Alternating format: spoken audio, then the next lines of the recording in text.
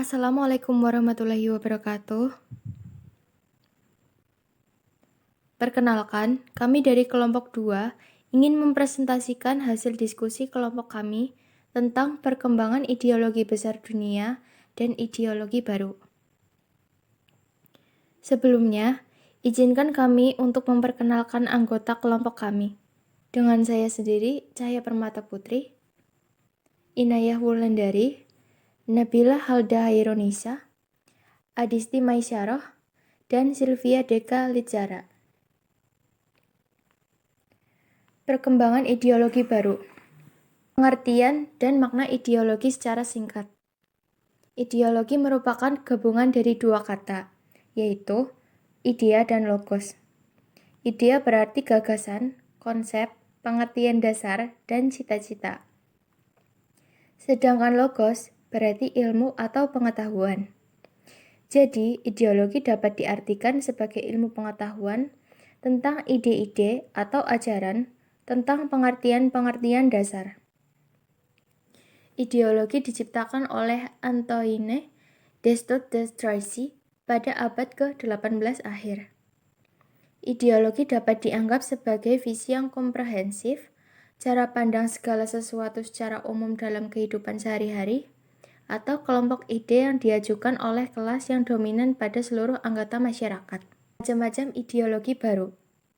Seiring dengan arus globalisasi dunia, maka terbentuklah beberapa ideologi baru, yaitu yang pertama, pluralisme, kedua, feminisme, dan yang terakhir adalah postmodernisme.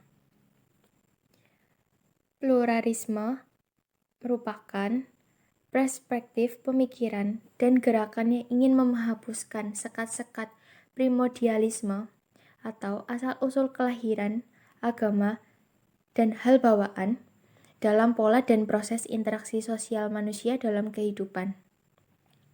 Secara sederhana, pluralisme dikatakan sebagai paham tentang kemajmukan masyarakat.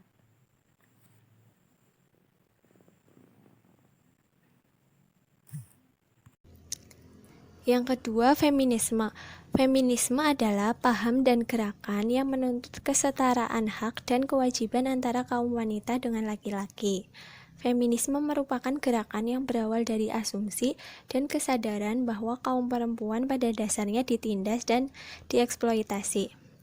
Menurut Ritzer, feminisme memiliki 3 varian teori feminis, yaitu varian theories of difference yang memandang bahwa kedudukan perempuan pada dasarnya dalam banyak situasi diperlakukan secara berbeda dari laki-laki.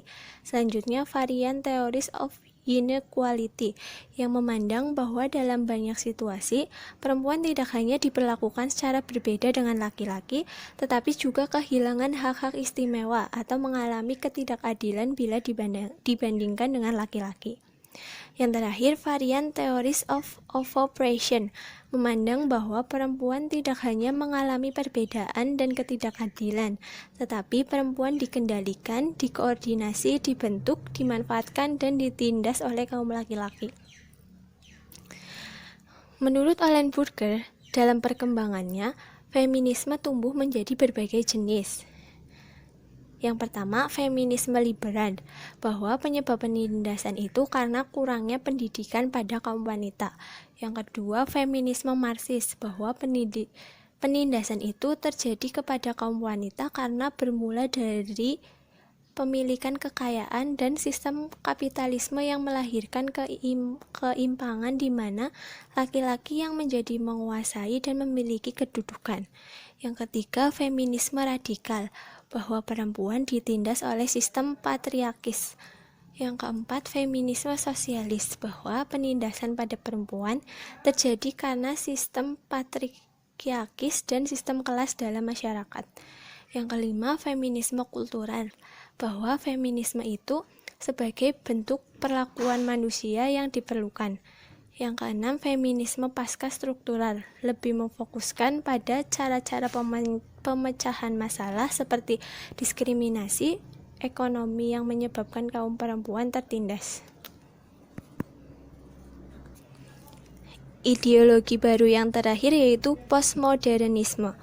Menurut Bell, Postmodernisme adalah suatu kritik radikal yang memiliki kecenderungan yang bertolak belakang dengan modernisme. Postmodernisme merupakan suatu ide baru yang menolak apapun yang termasuk dari pengembangan suatu ide yang telah ada tentang teori pemikiran masa sebelumnya, yaitu modernisme. Pembahasan selanjutnya yaitu mengenai Pancasila sebagai ideologi bangsa Indonesia. Di Indonesia berkembang sebuah ideologi yang bernama ideologi Pancasila. Ideologi Pancasila adalah gabungan dari nasionalisme dan komunisme. Ideologi Pancasila merupakan satu-satunya ideologi yang menjadikan Tuhan sebagai pusatnya. Pancasila merupakan ideologi bangsa yang berakar pada pandangan hidup serta budaya bangsa dan tidak mengambil dari negara lain. Pengertian ideologi Pancasila itu sendiri adalah kumpulan nilai dan norma yang menjadi landasan keyakinan dan cara berpikir untuk mencapai tujuan dengan berdasar kepada 5 sila Pancasila. Pancasila dinyatakan sebagai ideologi negara Republik Indonesia dengan tujuan bahwa segala sesuatu dalam bidang pemerintahan ataupun semua yang berhubungan dengan hidup kenegaraan harus dilandasi dalam titik tolaknya, dibatasi dengan gerak pelaksanaannya, dan diarahkan dalam mencapai tujuannya dengan Pancasila. Pernyataan ini menurut Bakri. Bangsa Indonesia sangat beraneka ragam agama, ras, suku, dan kebudayaan. Tetapi dengan menjaga persatuan dan kesatuan, serta dengan adanya ideologi Pancasila, rakyat Indonesia akan dapat hidup serasi. Di dalam ideologi Pancasila terdapat nilai-nilai subjektif dan objektif. Terdapat 4 nilai subjektif berupa: yang pertama, nilai-nilai Pancasila muncul dari bangsa Indonesia. Yang kedua, nilai-nilai Pancasila di dalamnya memuat nilai-nilai kerohanian. Yang ketiga, nilai-nilai Pancasila menjadi pandangan hidup bangsa Indonesia. Yang keempat, nilai-nilai Pancasila berasal dan tumbuh serta berkembang dari budaya bangsa Indonesia. Yang selanjutnya, nilai objektif berupa rumusan dari sila Pancasila memiliki makna yang paling dalam. Pancasila yang terdapat pada pembukaan Undang-Undang Dasar 1945 sebagai pokok kaidah yang mendasar. Nilai-nilai Pancasila akan terus dan tetap ada sepanjang masa dalam kehidupan bangsa Indonesia. Yang selanjutnya, peranan ideologi Pancasila sebagai ideologi bangsa dan negara. Dalam menjabarkan nilai-nilai dasar Pancasila menjadi semakin operasional, dan dengan demikian semakin menunjukkan fungsinya bagi bangsa Indonesia dalam menghadapi berbagai masalah dan tantangan dewasa ini. Menurut Pospowardojo, ada 3 dimensi yang menunjukkan ciri khas orientasi Pancasila. Yang pertama, dimensi teologis, yang kedua, dimensi etis, dan yang ketiga, dimensi integral-integratif. Pertama, dimensi teologis menunjukkan bahwa pembangunan mempunyai tujuan, yaitu mewujudkan cita-cita proklamasi kemerdekaan 1945. Dimensi ini menimbulkan dinamika dalam kehidupan bangsa. Marxisme mengemukakan bahwa kehidupan manusia tidak ditentukan oleh keharusan sejarah yang tergantung pada kekuatan produksi, karena manusia mempunyai cita-cita, semangat, niat maupun tekad, dan manusia bisa mewujudkannya dengan gaya kreasinya. Selanjutnya adalah dimensi etis, menunjukkan bahwa dalam Pancasila, manusia dan martabat manusia memiliki kedudukan yang sentral. Pembangunan diarahkan untuk mengangkat derajat manusia melalui penciptaan mutu kehidupan yang manusiawi. Namun, manusia harus tetap bertanggung jawab atas usaha dan pilihan yang telah ditentukan. Dan yang terakhir adalah dimensi integral-integratif. Dimensi ini menempatkan manusia tidak secara individualis, melainkan dalam konteks strukturnya. Manusia adalah pribadi, namun juga merupakan relasi. Pembangunan bukan hanya diarahkan untuk peningkatan kualitas manusia, tetapi juga untuk peningkatan kualitas strukturnya. Dengan demikian, keseimbangan hidup bisa terjamin. Untuk yang kedua, makna ideologi Pancasila bagi bangsa dan negara. Menurut Puspowardoyo, Makna ideologi Pancasila adalah sebagai keseluruhan pandangan, cita-cita, keyakinan, dan nilai bangsa Indonesia yang secara normatif perlu diwujudkan dalam kehidupan bermasyarakat, berbangsa, dan bernegara. Sebagai generasi penerus bangsa, kita harus menjunjung tinggi nilai-nilai Pancasila dan menjadikan kepribadian bangsa yang luhur. Insinyur Soekarno pernah berkata, jas merah, yang artinya jangan lupakan sejarah. Dan kita sebagai generasi penerus bangsa harus tetap mengingat dan melaksanakan nilai-nilai Pancasila sesuai ideologi bangsa Indonesia, yaitu ideologi Pancasila. Dan Pancasila sebagai ideologi memiliki 3 fungsi, yaitu Pancasila sebagai ideologi persatuan, Pancasila sebagai ideologi pembangunan, dan Pancasila sebagai ideologi terbuka.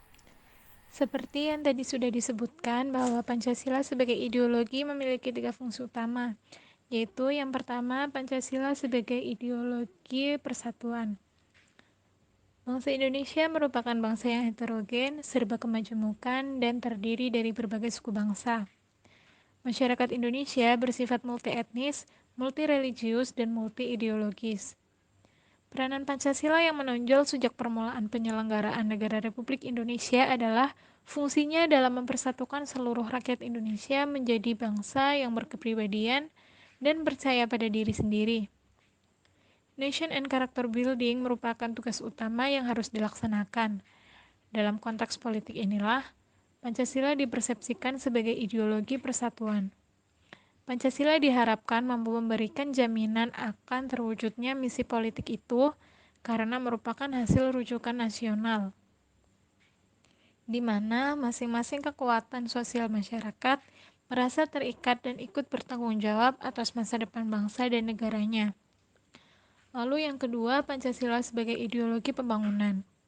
Pancasila bukan saja berfungsi sebagai pagar atau wasit dalam peraturan politik, melainkan memberikan orientasi dalam pembangunan, wawasan ke depan dengan konsep-konsep yang secara substansial dieksplisitasikan dari nilai-nilai dasar dari 5 sila. Menurut Husodo, keberhasilan Pancasila sebagai suatu ideologi akan diukur dari terwujudnya kemajuan yang pesat, kesejahteraan yang tinggi, dan persatuan yang mantap dari seluruh rakyat Indonesia. Lalu yang ketiga, Pancasila sebagai ideologi terbuka. Pancasila perlu tampil sebagai ideologi terbuka untuk menjawab tantangan bangsa Indonesia yang semakin kompleks, karena ketertutupan hanya membawa kepada kemandegan. Keterbukaan bukan berarti mengubah nilai-nilai dasar Pancasila, tetapi mengeksplisitkan wawasannya secara lebih konkret, sehingga memiliki kemampuan yang lebih tajam untuk memecahkan masalah-masalah baru. Sekian presentasi dari kelompok kami. Mohon maaf apabila banyak kesalahan, baik dalam tutur kata maupun penulisannya. Sekian dan terima kasih. Wassalamualaikum warahmatullahi wabarakatuh.